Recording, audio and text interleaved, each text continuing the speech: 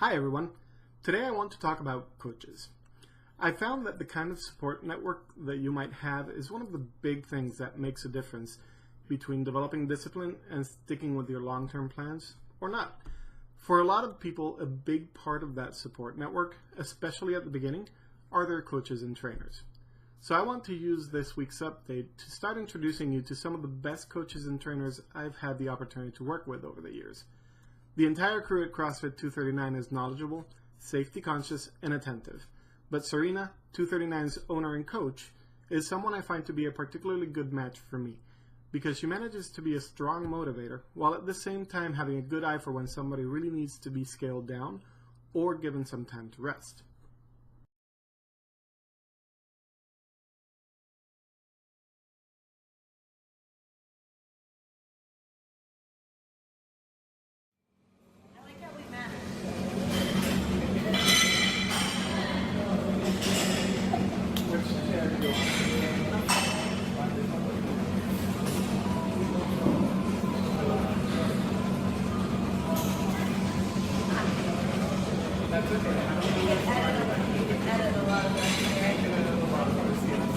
Sarina, Yes. what's your background and how did you get to being a CrossFit coach? Okay. I come from a gymnastics background. I started around the age of 4. Did gymnastics all the way to my sophomore year in high school. When they started a girls weightlifting team, I started that. We did bench press and clean originally. By the time we made it to states, my senior year, we had to do jerk, so it was clean and jerk. During that time, I also did cheerleading my last 2 years of high school and through college. So I stayed pretty active. After that, I was kind of lost trying to find a workout regimen, just going to regular gym. Started doing some of the classes, spin, body pump, whatever they had going on.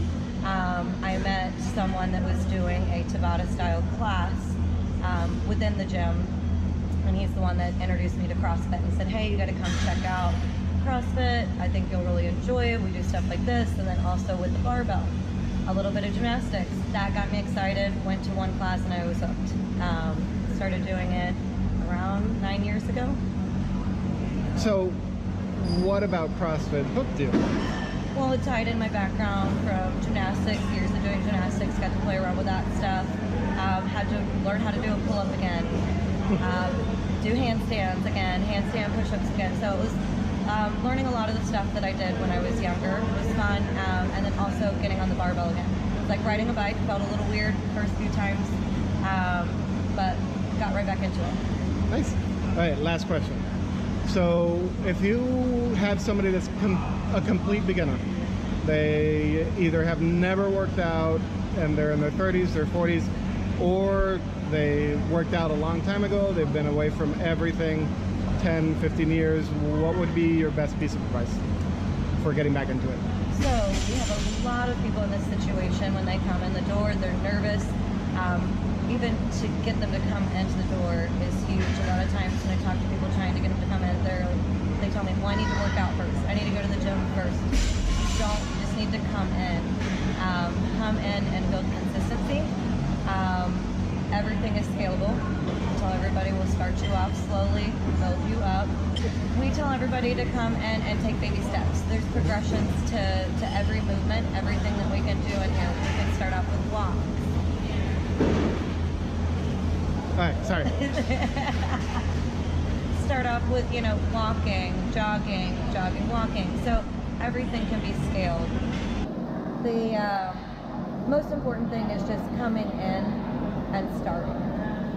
Everybody in the gym, especially our gym here, is very welcoming, friendly. We've all been in the same situation. We all had to start same place, not knowing movements, being unfamiliar. It is scary, but once you work your way through it, most people end up loving it.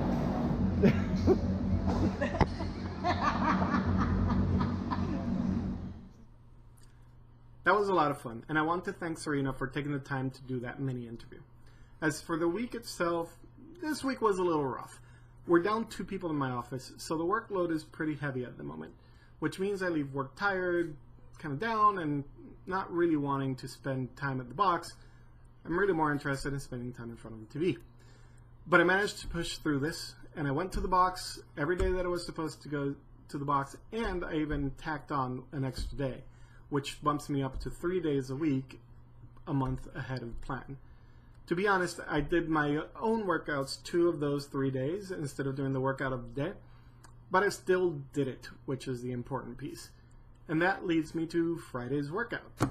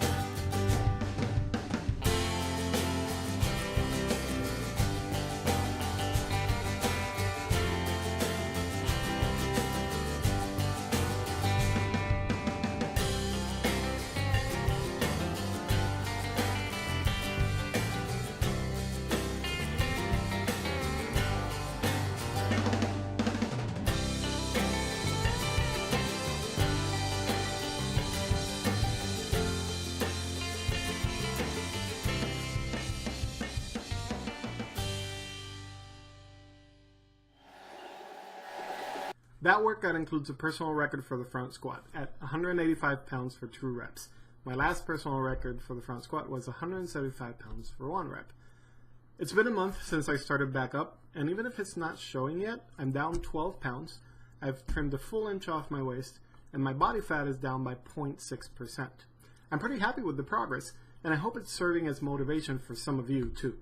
Thanks for watching and helping keep me accountable. Until next time.